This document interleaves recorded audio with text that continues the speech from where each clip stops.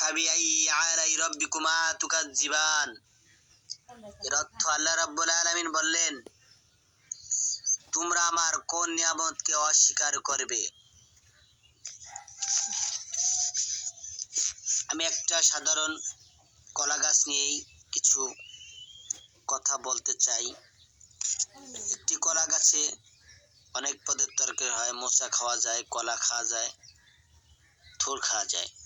যাই হোক, গুণীজনে বলে ঔষধি ফল পাকিলেই মরে। এই যে কাঁচা কলাটি দেখতেছেন,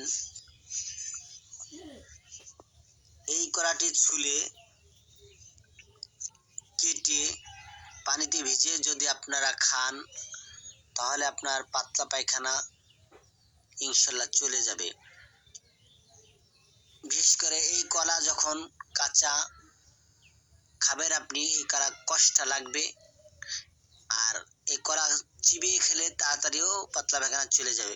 আর বিশেষ করে হইতেছে কি, দেখেন এই কলাটা এখন কষ্ট লাগে, মিষ্টি লাগে না।